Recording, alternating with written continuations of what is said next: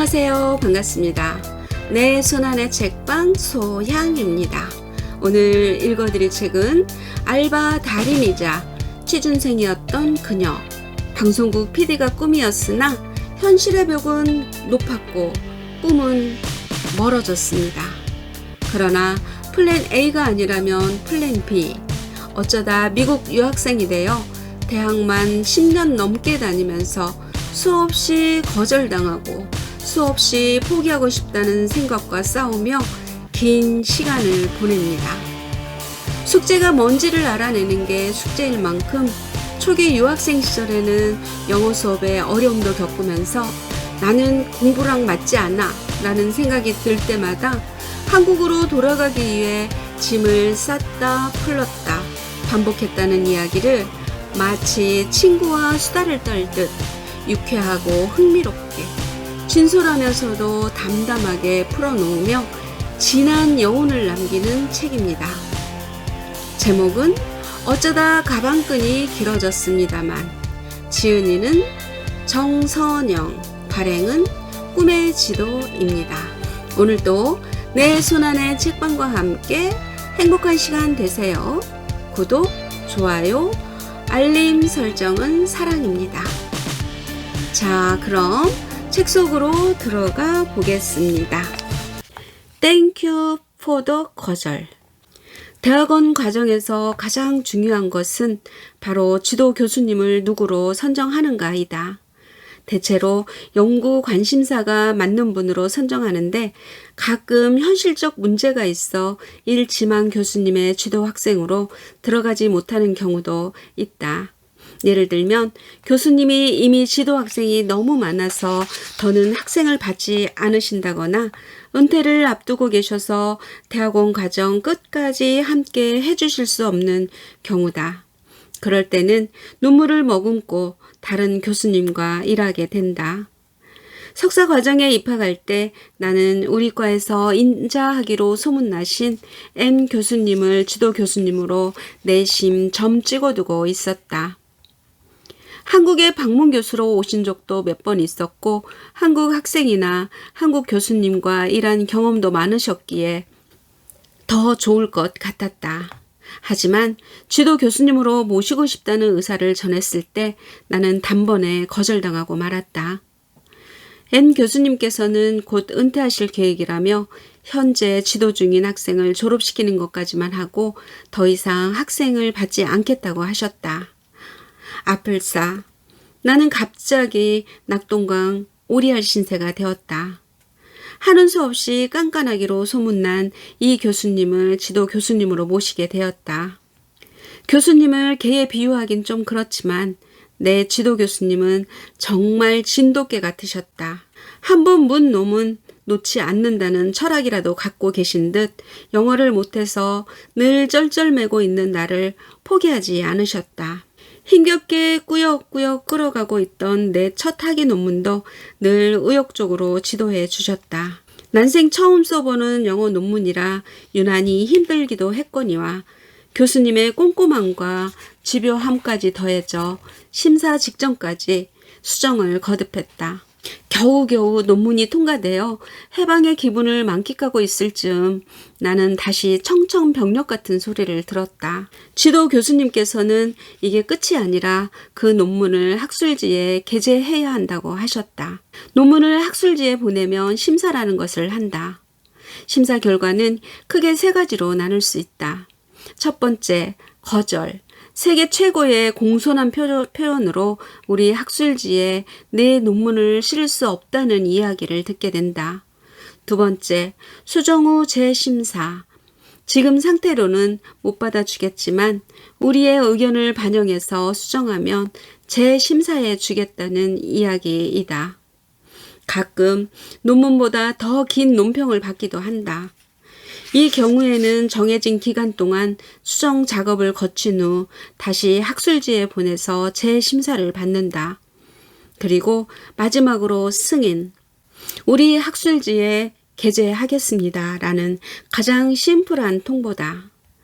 내 논문이 영원히 머물 제 집을 찾아간다는 뜻이다. 내 석사학위 논문의 경우 거절을 4번, 수정 후 재심사를 거쳐 결국 거절을 다시 2번, 그렇게 총 6번의 거절을 당했다. 거절당하는 데만 2년 반 정도의 시간이 걸렸다. 그쯤에서 나는 정말 계제를 포기하고 싶었다. 엎친 데 덮친 격으로 내가 이용한 통계 방법론에 대한 논란이 학계에서 있었고, 그때부터 이 논문을 학술지에 보내면 심사하시는 분들로부터 엄청난 양의 코멘트를 받았다. 그걸 읽고 있다 보면 완전 새로 쓰란 얘기를 이렇게 어렵고 정성스레 하셨네 란 생각만 들고 대체 어디서부터 손을 대야 할지 알 수 없었다. 가끔은 나한테 개인적인 원한이 있나 싶을 정도로 직설적으로 매몰찬 논평을 받기도 했다. 그렇게 한 번씩 거절을 당할 때마다 의욕이 한 덩어리씩 뚝뚝 떨어져 나갔다. 교수님의 진돗개 같은 면모가 가장 빛났던 순간이 이때였다. 논문을 고치는 과정에서 교수님께 정말 많은 것을 배웠다. 학술지에서 그 긴 논평을 받을 때마다 낭비할 시간이 없다고 다그치시며 주저앉은 나를 일으켜 주셨다. 논평을 한 줄 한 줄 읽어가며 논문을 수정하는 방법도 가르쳐 주셨다. 논문의 결론이 안정적인 분석 결과에서 도출된 것임을 입증하기 위해 추가 분석을 하는 방법도 그때 배웠다. 그렇게 고친 논문을 다시 학술지에 보냈다. 무엇보다 인상적이었던 것은 교수님이 거절을 처리하시는 태도였다. 내 논문이 잘못되었다거나 부족하다고 이야기하는 사람들에게 교수님은 늘 그런 의견을 주셔서 감사합니다로 답변을 시작해야 한다고 하셨다. 논문 수정 개요를 작성하며 교수님이 말씀하신 대로 감사합니다라는 단어를 컴퓨터 자판으로 가장 먼저 입력했다. 모니터에 뜬 그 단어를 보고 있자니 속에서는 천불이 났다. 하나도 안 감사하다고, 세상에 이런 명백한 거짓말이 어디 있냐고 투덜댔다. 특히나 필요 이상의 과격한 언어로 내 논문을 비판한 사람에게는 감사합니다 대신 아니 오늘 아침에 누구랑 싸우셨어요? 라고 되물어보고 싶은 마음이 굴뚝이었다. 그때 교수님을 보면서 배운 것이 있다. 비판 속에서 침착할 수 없으면 성장할 수도 없다는 것. 폭발한 화를 가라앉히는 데에도 자기 연민에 빠졌다가 나오는 데에도 정말 큰 에너지가 필요하다는 사실도, 그 모든 시간과 에너지를 아껴서 논문을 고치고 보완하는 데 사용해야 한다는 사실을 교수님은 몸소 보여주고 계셨다. 교수님을 보면서 대체 저 많은 일을 언제 다 하시지? 늘 신기해 했는데 그 비결 중 하나는 이제 확실히 알 것 같다. 교수님은 거절을 처리하는 데 있어서 정말 도사님이셨다. 취할 충고들은 취하고 그 후 거절이 주는 상처나 감정적 여파로부터는 신속하고 단호하게 빠져나오셨다.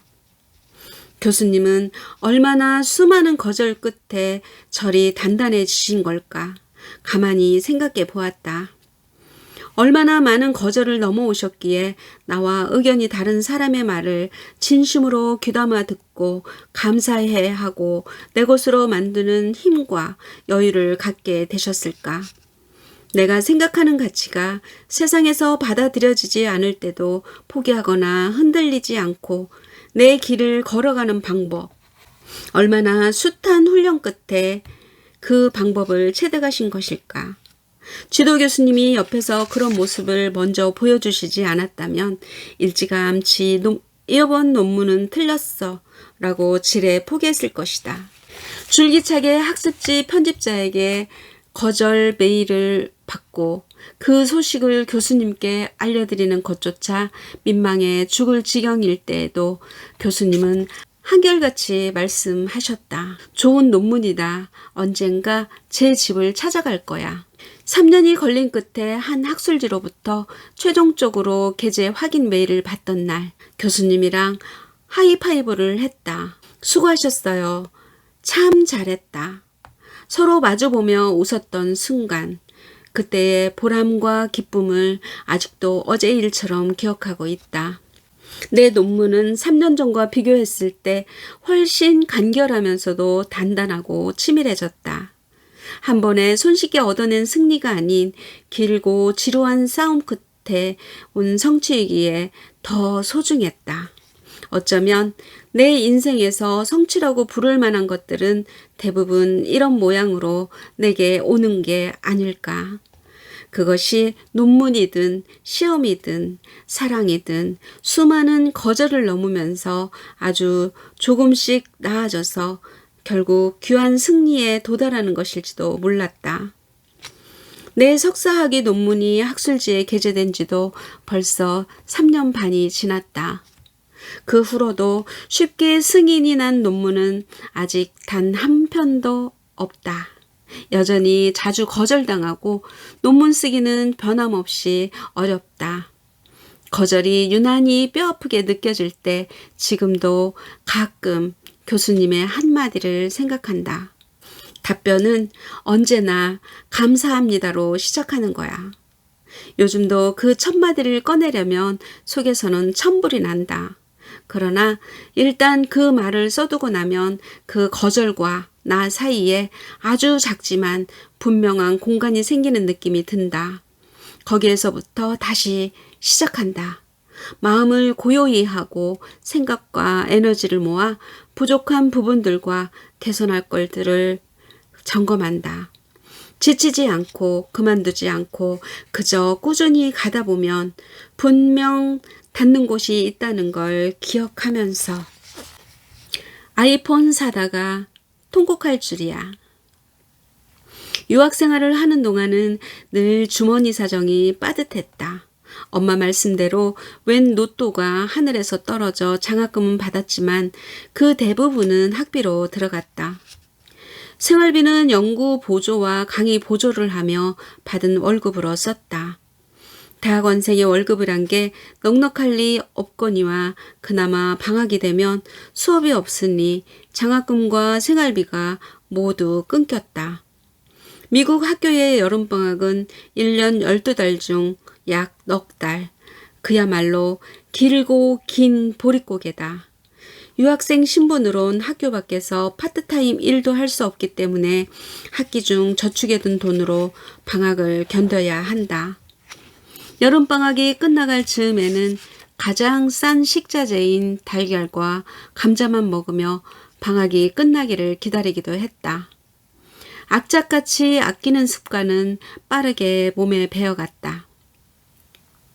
미국에서 처음으로 새 휴대폰을 사던 날을 잊을 수가 없다. 얼마나 야단법석을 떨었는지 기억이 생생하다. 유학생활의 첫 2년 동안은 통신비를 최대한 아끼기 위해 중고 휴대폰 기기에 선불카드를 끼워서 사용했다. 그러면 한 달에 약 20불 내외로 통신비를 해결할 수 있었다. 하지만 1년 반 만에 2년이 지나면서 잔고장이 잦아졌다. 배터리 수명이 짧아졌고 전화기가 자꾸 꺼지는 상황이 발생했다. 전화 미팅이나 면접 약속을 잡는 등의 중요한 통화에서 문제가 생기기도 했다. 아무래도 이건 아니다 싶어 새 휴대폰을 장만하기로 했다. 문제는 휴대폰이 엄청나게 비싸다는 사실이었다. 유학생 처지에 큰돈 쓰는 것이 어려워 냉큼 살 엄두가 나지 않았다. 몇 주 동안 사지도 못하는 새 핸드폰을 만지작거리기만 했다. 옆에서 보다 못한 친구가 나서서 상황을 정리했다. 이번에는 새 기기를 사야겠다고 했었잖아? 응. 그럼 결국은 700에서 800불은 예상해야 한다는 것도 이미 알고 있지? 응. 답은 하나였다. 그래, 사자. 나는 은행 계좌를 체크하고 시장 조사를 끝냈다. 자, 이제 사기만 하면 된다. 애플 스토어로 향하는 길에는 신이 났다. 색깔은 은색이 좋을지 금색이 좋을지 아니면 새로 나왔다는 노즈 골드가 좋을지 고민도 하면서. 그런데 애플 스토어 간판을 보자 갑자기 기분이 우울해졌다. 들어가서 휴대폰을 만져보고 사진도 찍어보고 이런저런 기능을 써보았지만 기분은 나아지질 않았다. 너무 예쁘고 선명한 신상 휴대폰의 자태에 자꾸 기가 죽었다. 내가 이런 좋은 휴대폰을 써도 되나? 라는 자괴감이 몰려왔다. 끝내 전화기를 못 사고 빈손으로 털레털레 돌아오고 말았다. 그로부터 다시 몇 주가 흘렀다. 휴대폰은 배터리가 너무 빨리 닳아 보조 배터리로 항상 전원을 연결해두지 않으면 사용이 힘들 지경이 되었다. 다시 한번 새 휴대폰이 필요하다는 사실을 절감했다. 하는 수 없이 나는 다시 애플 스토어를 찾았다. 그런데도 휴대폰을 만지작거리기만 하고 선뜻 지갑을 꺼내지 못한 채 또 망설였다. 결국 같이 갔던 친구가 잠깐 밖으로 나갔다 오자며 나를 불러냈다. 친구는 이미 결정 내린 거 아니야? 라고 물었다. 맞는 말인데 순간 속에서 무언가 울컥하고 치밀어 올라 큰 소리를 내고 말았다. 알아, 안다고. 근데 왜 이렇게 큰 돈을 쓰는 게 어려운지 모르겠어. 아마 지나가는 누가 봤다면 집이라도 사는 줄 알았을 것이다. 알아, 그 마음. 친구가 내 등을 쓸어내려 주었다.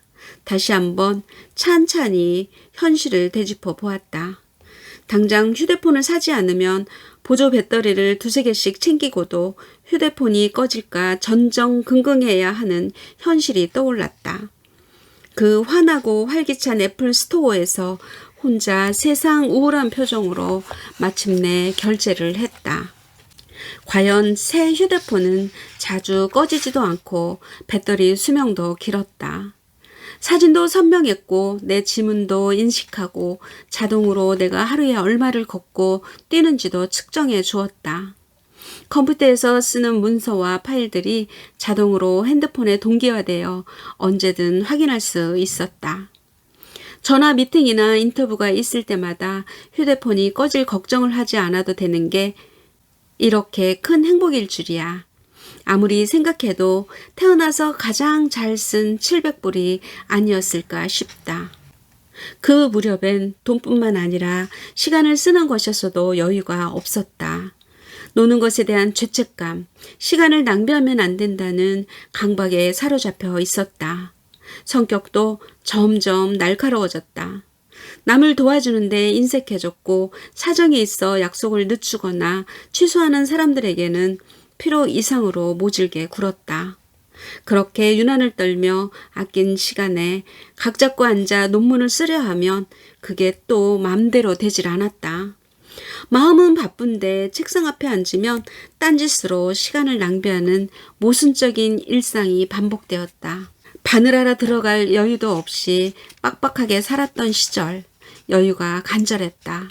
시간과 돈을 아끼면 여유가 얻어질 것 같았으나 그렇지 않았다.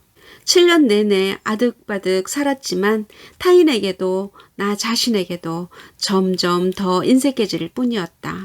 고민하고 불안해하느라 아무것도 하지 못했던 시간들, 그 시간을 이제 와서 되돌릴 수도 없다고 생각하니 참. 사전을 찾아보면 헤프게 쓰는 것도 낭비지만 가진 것을 헛되이 하는 것도 낭비라고 한다.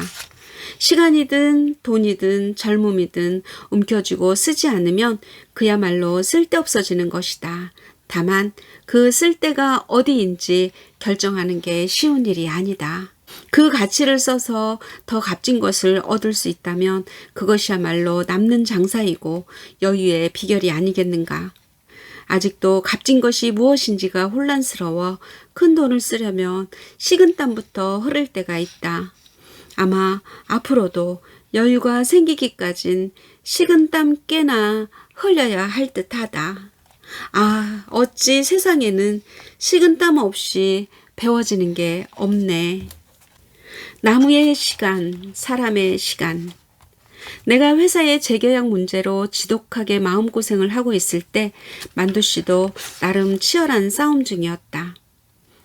아이다호에서 약 2년여 동안 회사 생활을 한 뒤 만두씨는 자신이 오랫동안 꿈꾸었던 실리콘밸리로 이직하기 위해 본격적인 준비에 들어갔다.